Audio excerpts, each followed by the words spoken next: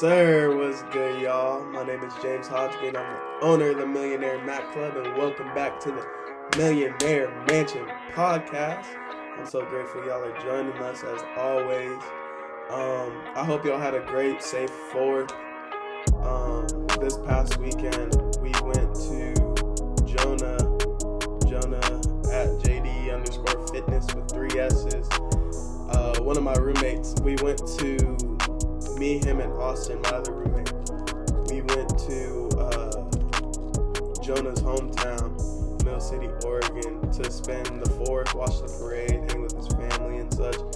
And it was honestly such a great vibe. And coming from Phoenix, where not everybody knows everybody, obviously, because Phoenix is a top 5 biggest city in the world, to an environment like that where everybody knows everybody. It was a really cool experience just because of the things that Jonah's doing and the moves that he's making for himself, his brand, his company.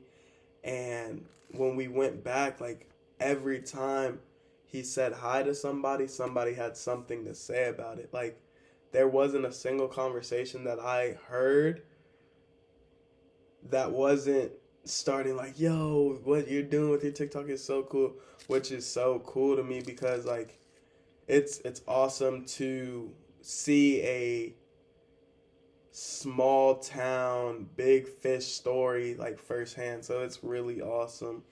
And so, honestly, that inspiration made me want to hop on the pod and talk about just going for it, just doing what you want to do, like whatever it is you want to do, just go do it. And this past weekend, it was actually really cool being with Austin and Jonah, and we brought our camera, and they wanted to get some pictures for Instagram and just pictures for the memories and stuff. And I grew up around the camera because of my grandma. And it was so awesome. It's so awesome to be back behind the camera, just trying different shots and such. And so this past weekend, I promise you this has relevance. So this past weekend when we were hanging out, we just took the camera everywhere, and I was just taking shots, just trying different shots. And photography is really a metaphor for life, because Austin said something cool to me. He was like, dang, James, you just know what to try. You know what angles and what shots to take. And I told him, I told Jonah this too. Literally, like, if you think you have a shot, just hurry up and take it, because you can't get time or that shot that you want back. Like, it won't be as organic if you can get it back. You see what I mean? So if you see a shot with the camera, you just need to hurry up and take it, and take a bunch of them, just because most of them won't come out how you want.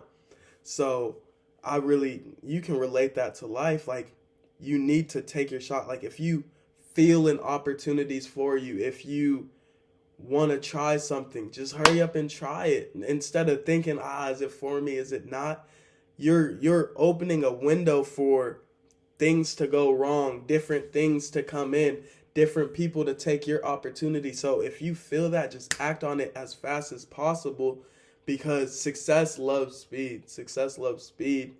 And not saying rush the process or go in unprepared, but you don't have to be fully ready to go into battle. Like, sometimes it's okay to go in not really knowing everything, because the best way to learn, in my eyes, is through experience. And the only way to truly know what's right or wrong is by going through it.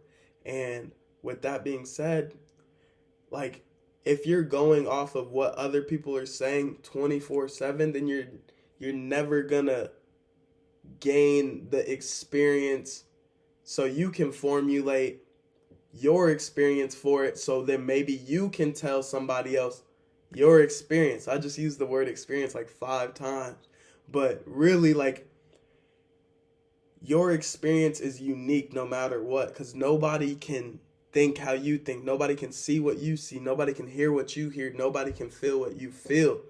So it's up to you to take your shot, even if somebody's like, don't do it. No, if you want to do it, just try it, because they may have a reason that they don't like it that you can't relate to. You see what I mean?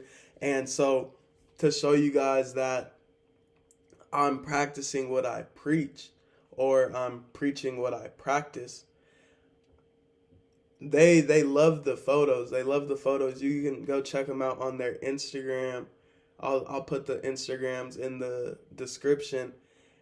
Austin and Jonah's Instagrams in the description. And so I've always loved photography. So then I was like, well, I might as well start a photography Instagram. Like, it doesn't have to get big. It could if it so happens, but I'm gonna do it for me. I'm gonna do it because it's something that I love. And the great thing about social media and having these different platforms is it's a way to express yourself, and you're not throwing it in somebody's face, because anybody can unfollow at any time. Anybody can follow at any time. So if you want to be following me, you don't have to follow me.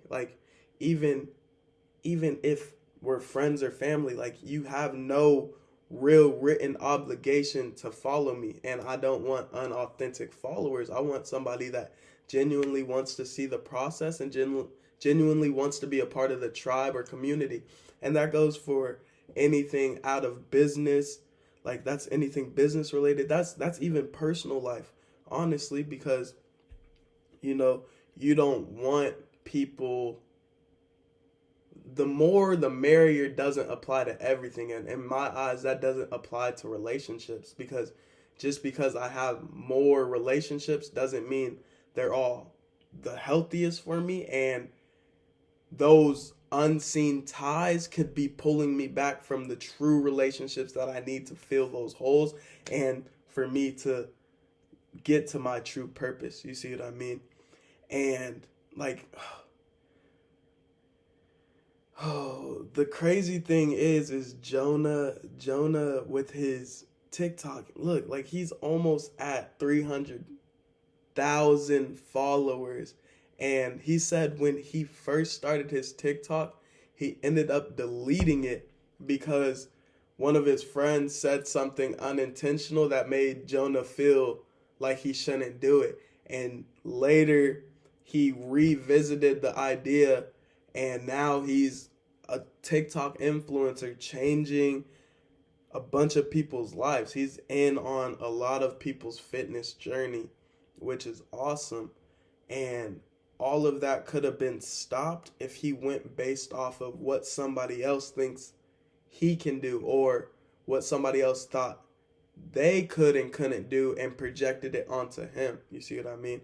So that's why it's so important for us to just buckle down. Whatever we want to do, let's just go try it. Worst comes to worst, it goes wrong. And unless there's some crazy kind of consequence for the action you're going to try to take, if you come up empty-handed, you have the same amount in your hands if you didn't try. So you might as well try. And even if you do fail but don't fully fail, you'll have one thing in your hand, and now you're not failing. You're just understanding what not to do. You see what I mean? Or understanding what to do, maybe not in that situation, but you can take that lesson and apply it to somewhere else. Because in my eyes, a lot of the things in our world connect unseen. I always say this crazy saying to Austin: the way you drive your car is the way you wash your dishes. And what that means is your approach to one thing may not directly relate to something else, but it's going to be pretty similar. A crazy person that doesn't pay attention while they're driving, I feel like they most likely, I don't want to project judgment, but there's a great chance that they're not going to be the greatest dishwasher. You see what I mean? But it's not black or white with that saying, but I'm just saying a lot of the times the way we are with one thing, we may be with another thing. So it's important to be mindful and intentional to how we are in different scenarios while doing different activities, and how we are with different people. So all of that is so important. I kind of just had like a brain dump. I know that the topic was all over the place, but I hope some of that helped. But bottom line, whatever you want to do, this life is too short. Because if you think about it, even our 80-year life expectancy, however you pronounce the word, in the grand scheme of the world, of the earth, how long the universe has been around, our little 80 years is nothing. Our little 80 years is 1 second to us. You see what I'm saying? So you might as well max out as many things as you can in your 80 years, 100 years, 60 years, 30 years. You don't know when your time's coming. So go do what you want to do. Stop listening to outside people telling you what you can do, what you can't do. Because most of the time they're just projecting what they feel about themselves on you. So you know what you can do. You have that feeling. You have that connection with Source, God, universe, anybody. That warm feeling, you're not crazy for feeling that. Follow that. Follow that. Go be great. Go serve your purpose. Go spread positivity. Be great to one another, y'all. Simple, simple, simple, simple.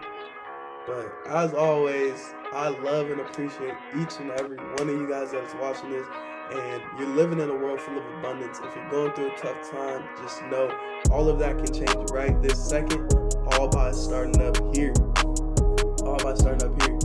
But as always, you know what my grandma used to say. Keep going. Keep growing. I love y'all.